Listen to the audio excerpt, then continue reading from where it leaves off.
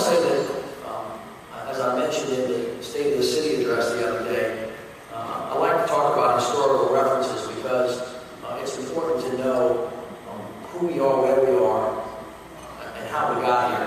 And I talked about 295 years ago, Landrieu planting his flag on this very spot. And in a few short years, 5 years from now, we will be celebrating our 300th anniversary as one of the great cities that the world has ever seen. A lot's happened between then and now. We've had our ups, we've had our downs. Walter Isaacson, who many of you know, has said that New Orleans has 2 renaissances in their history, and we're in the middle of the third one. And that's worth taking a note of. Just a few short years ago, we were literally 17 feet underwater. And we were all wet, and we were all aggravated, and we all had a lot of stuff that we had to take care of personally and in a very concrete way. But politically and organizationally, we were also flat.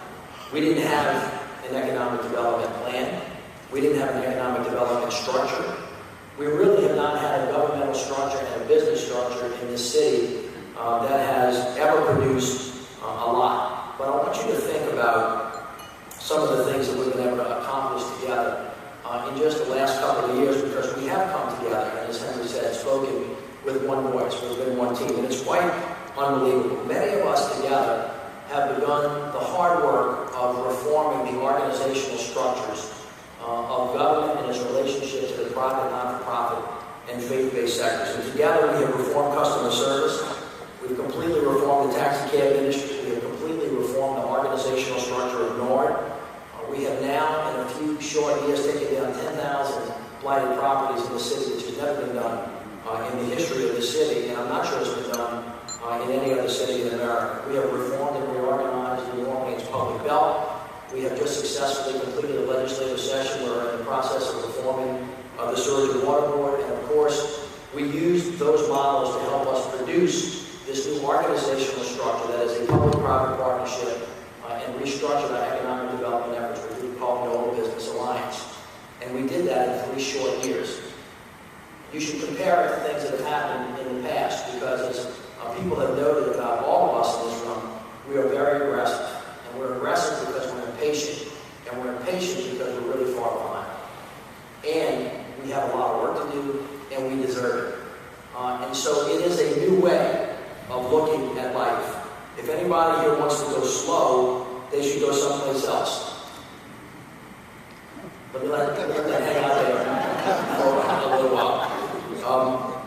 Right now we have $375 billion of investments going on in terms of road projects, 90 of them. We have millions of capital, millions of projects hitting the ground.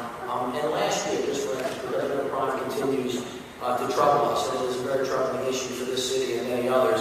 Our murder rate today is down 20% from this time last year and the 5-year average. And so we're making headway.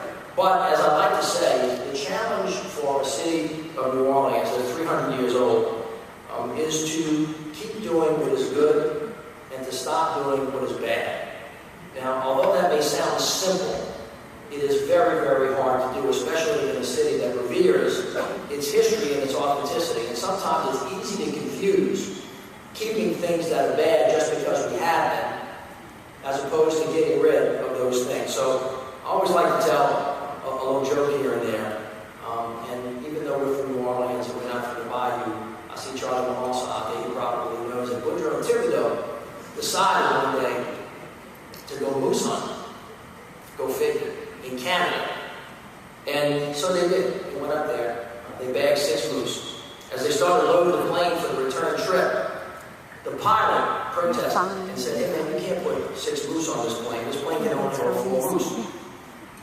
Thibodeau and Woodrow got really upset. And they said, "Hey man, last year we shot 6. And the pilot, just like you, let us put him on a plane just like this." The pilot said, "All right, go ahead and put them on a plane." So they did. The plane tried to take off. On full power, the plane stalled, and the plane crashed. And Thibodeau and Woodrow were laying on top of each other. And Woodrow says to Thibodeau, "Thibodeau, do you know where we are?" And he says, "Yeah, we're in the same place we were last year when we crashed." That's That's a true story. So, what I want to drive home to us in the city of New Orleans is that we've been doing the same thing, the same way, for a long period of time. And the question is, where has that gotten us? And up until a couple of years ago, the answer was not very far. And so we have to change. My message to you is, we have to change.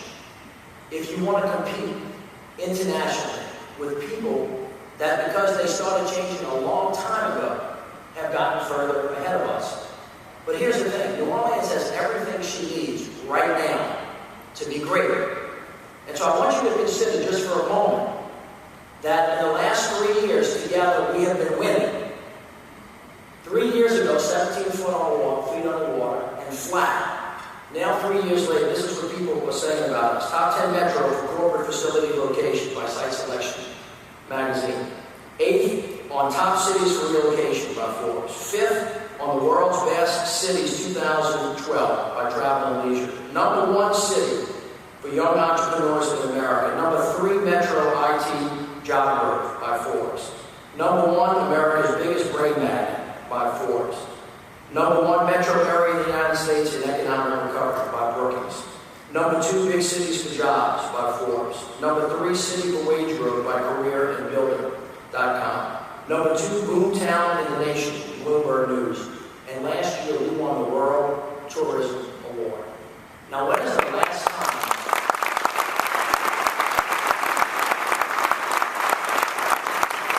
When's the last time in your life or in the history books can you remember anybody ever saying that about the people of the city of New Orleans? The answer is you can't. And you should take stock for a moment and ask yourselves how we got from where we were to where we are today. And to feel good about our ability to come together as one people and to begin to win. I've said many, many times, and I think this reflects your view, New Orleans is learning how to win. We like it, and we want more of it. And you know what? We can have it. So I want you to think that right now, our economy is thriving, our home values are up, our regional unemployment rate is down. We have together already created 4,000 new jobs with companies like GE coming in, which is a transformative event for the city of New Orleans because of who brought those jobs here and why they brought them here. And ladies and gentlemen, we competed for those jobs. Nobody gave us those jobs. It was a national competition, and we beat everybody in the country in an area where people said we couldn't compete. High knowledge-based IT jobs with the blessings of one of the biggest companies in the world. They bet on you. And they bet on you because they believe you can deliver for them. And I believe that it has great, great, great things for us in the future. Right now, you ask for retail in the city, and we're having a retail boom. We're building Walmarts in New Orleans, East and Gentilly.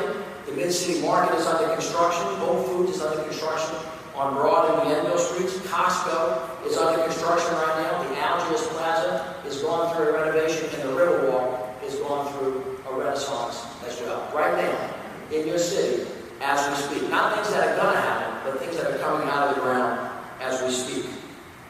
We talked a little bit before, and you saw it, the jobs that are coming out of the ground in the medical center. That's a $2 billion investment. There will be 12,000 jobs that come out of that space. The Sewage and Water Board rate increase the other day, and the Sewage and Water Board reforms are going to produce 10 to 12,000 jobs. You saw us announce last week that we're building a new terminal, an international terminal, that we deserve to have. It will be second to none in America. Will produce 12,000 jobs as well. Not things that are going to happen, but things that are happening right now in your city. So I'm thrilled to be here today, and I am just so thankful to all of you. During the transition 3 years ago, I think we had 600 people on the transition teams. This particular team of economic development experts came together and started right away. And of course, they said what I think we all know, that without a vision, the people perish. We need a plan. We didn't have a plan. We needed a structure to make it happen because, ladies and gentlemen, people in this town have gotten used for too long of telling everybody what to do, but not telling everybody how to do it and not showing up when the work needs to be done. That changed 3 years ago. And what's different about this particular plan is that this is now a focused, thoughtful plan. The reason we decided to think about economic development from a cluster strategy is because it allows you to leverage the assets and it forces you to focus. And that is what the city of New Orleans has lacked for a very long period of time. A group of individuals that were committed, an organizational structure that allowed them to create a partnership, and then a willingness on their behalf, the government, the private sector, the faith-based communities, to actually discipline ourselves to focus to a result. We have everything we need right now to be great again. And we have everything in our possession, but we have to focus and we have to get the work done. And as Rod said, the particular strategies that we're going to use to focus on these 5 areas, which I think everybody will agree with us, are the ones where we can add the greatest value the quickest that have been left behind, is critically important to us. And so I am thrilled with the product that all of you have produced. I would caution you that a plan is nothing more than a plan unless you actually make it happen. So now what we need is the workhorses. Now we need everybody showing up. Now we need everybody making sure that the partnerships, the leverages, the way that we're actually going to produce these things can actually happen. And we need people who are willing to sustain the amount of energy that it's going to take to actually get this done. Nothing is free. Everything costs something. It requires sacrifice. And the one thing that the people of New Orleans have done together in the last 3 years is saying we are willing to put our shoulder to the wheel to make it happen. I want to make a couple other comments and then I'll close. First of all, the equity piece of this plan is critically important to us all. Every place in America has things that are special about them, but the most important thing we have that makes us so special is the breadth and the depth of our diversity. Diversity is a strength. It is not a weakness. And here's the other thing about us. Unless we can all go together, we shouldn't go at all.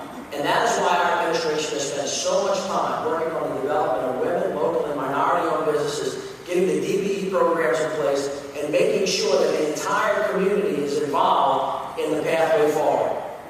The inclusion of the city, the diversity of the city, is the thing that makes it so real to the people of America who come here and say, what is that thing that they have that's so unique and so different? It's our diversity. And if we don't nurture it, if we don't care for it, if we don't include everybody in the pie, there is no way for this city to be as magnificent as we know she should be. And so I am really interested in all this plan, but remember, we all got to go together. Critically important as we move forward in this community. The second thing that I want you to remember is that we are choosing in this administration, and I would call upon you in the business community and the faith-based community and the not-for-profits, to decide to do the hard thing rather than the easy thing. That has not been our way historically.